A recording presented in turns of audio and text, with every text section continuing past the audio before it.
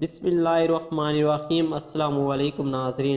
کل صبح میں ابھی گھر پر ہی موجود تھا کہ میرے گھر ایک اماں جی آئی جن کی عمر 60 کے لگ بھگ ہوگی۔ میری امی جان کو انہوں نے بولا کہ مجھے شاہجیل بیٹے سے ملنا ہے، تو میری امی جان نے مجھے بلایا کہ بیٹا تم سے ملنے ایک عورت آئی ہے۔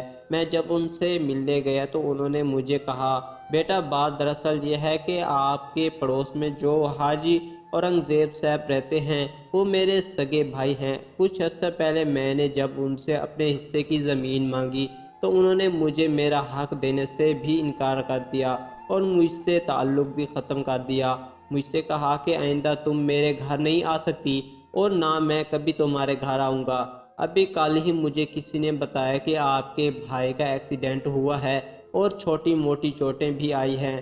مجھے ساری رات نیند نہیں آئی، میں بہت ہی بے چین رہی، اپنے بھائی کے بارے میں سوچتی رہی، اس لیے صبح ہوتے ہی آپ کے گھر آ گئی کہ بیٹا تم ان لوگوں سے کہو کہ خیر ہے 5 منٹ کے لیے مجھے اپنے بھائی سے ملنے دیں، بس میں صرف اپنے بھائی کو دیکھنا چاہتی ہوں، مجھے اپنا حق زمین بھی نہیں چاہیے۔ میں اس عورت کی باتیں سن کر محسوس کر رہا تھا کہ ایک بہن ایک بھائی کی محبت میں کس قدر آگے بڑھ چکی ہے، اور میں معاشرے کے سوچ پر شرمندہ ہوں کہ ہم حج بھی کر لیتے ہیں، 5 وقت کی نمازی بھی بن جاتے ہیں، لیکن جب بہن اپنا حق مانگ لے تو ہم اس سے تعلق ہی ختم کر دیتے ہیں۔ ابھی کچھ دنوں پہلے ایک بہن نے اپنے بھائی کی زندگی بچانے کے لیے اپنا ایک گردہ بھائی کو دے دیا۔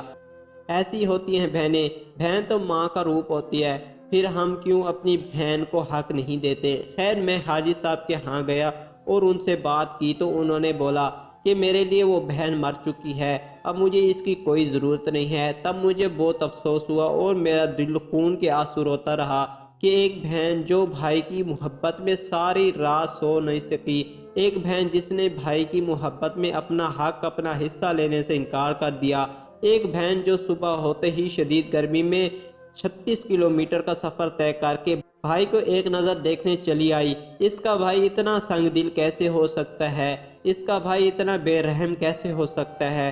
خدا را اپنی بہنوں کی قدر کیجئے، بہنوں کے ساتھ ہی بھائیوں کی زندگی اور گھر آباد ہیں۔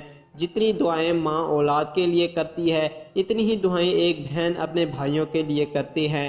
بہنیں تو بھائیوں کی ترقی بھائیوں کی کامیابی پر خوش ہوتی ہیں، پھر کیوں جب بہن اپنا حق مانگتی ہے تو بھائی یہ کہتا ہے کہ میری بہن میرے لیے مر چکی ہے۔